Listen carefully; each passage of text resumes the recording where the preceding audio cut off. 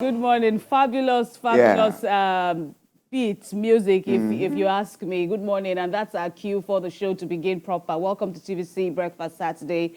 I am Kemi Foladeyemo with Emmanuel Ajayi. Welcome back. Right.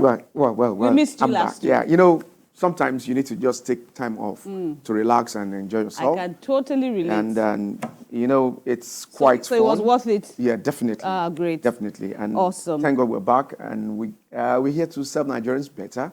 2-hour dosage now of the Saturday. Back to back. Back to back.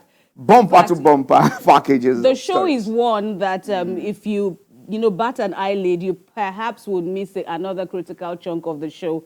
So we urge you, in fact, we advise that you stay locked, you keep it locked on this channel no dull moments for the 2 hours, because we're not only going to give you like a post-mortem of the major happenings in the week, we're also going to be going on to the entertainment, where we, of course, have a fascinating segment there with the duo. And we will be bringing you the latest in the world of sports. And that's not all. There will be so much more that we will not tell you about. But rather, we insist you stay with us all through this 2-hour long ride.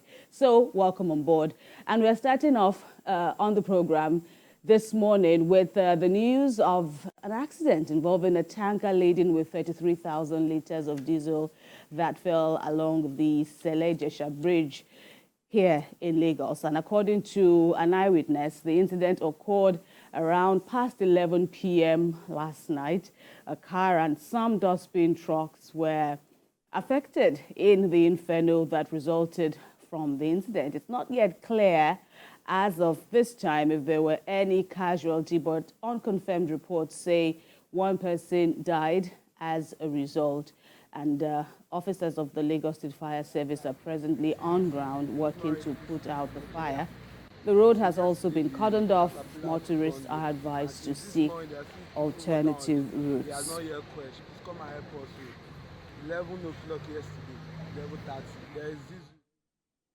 Also in the news at this time, the Duke and Duchess of Sussex are in Nigeria. Prince Harry and Meghan are here to champion the Invictus Games, which the Duke founded in 2014 as a sports recovery program for wounded military personnel. This report by RT Sifone CN captures day one of their visit.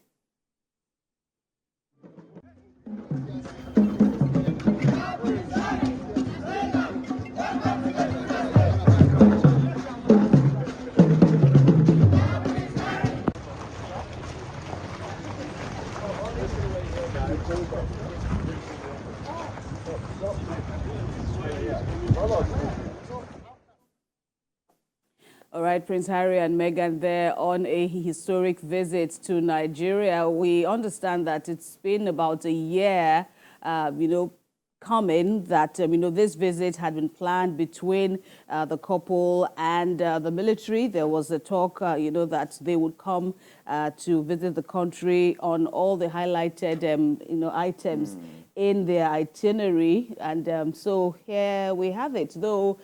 Some analysts are saying there isn't a lot of buzz coming with this.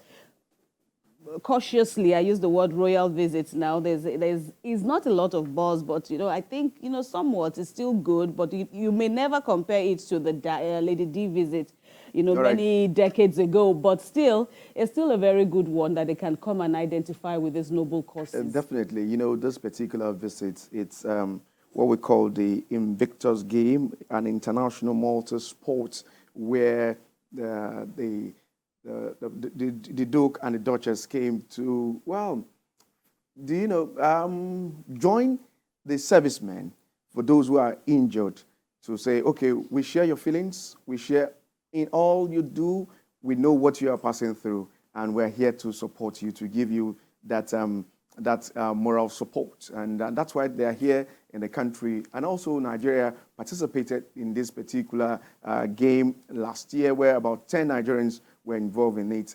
This game started in 2014. So it's a call for service where we have the Duke and the Duchess coming to Nigeria to say, oh, we share your pains, your agony, and what you are passing through. And good one there. And we hope that they will have their good stay here in the Absolutely. country at the moment. Especially with, the discovery by the Duchess Meghan that 45% of her roots are Nigerian. So she's our sister, and she's so very much welcome on it's board. homecoming for them, and we hope that they will Absolutely. enjoy their stay in the country. All right, Marjorie. all right. Well, that said, we'll continue to monitor activities of the royal couple and bring you updates and on their stay, that is. In the meantime, this week on What's Trending, two issues top our list. And the first is the Senate's decision, which follows a consideration of a report by a joint committee on judiciary, human rights and legal matters, as well as the Committee on Drugs and Narcotics, on an act to amend the National Drug Law Enforcement Agency Act. And now the takeaway from those considerations is that the Nigerian Senate has approved the death penalty for drug offenders. The Senate Deputy Chief Whip, Senator Onyekachi Nwebonyi, spoke to TVC News about this development. At the committee stage, we actually recommended, a death penalty for drug traffickers, but it was changed.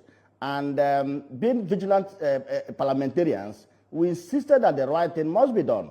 And if you can look at it critically, you will agree with me that if actually we want to eradicate drug trafficking in Nigeria, the best thing to do is to nip it from the bud, is to cut off the source of those drugs by making it a capital offense. When we make it a capital offense like we've done, the drug traffickers will know that this is an issue between life and death. So it will deter them from engaging in that business. So we know what we did, and we stand by that. And this is the only way we can protect, and preserve, the health and future of Nigerian youths. In knowledge of the fact that drugs have actually done a lot negatively in the lives of our youth.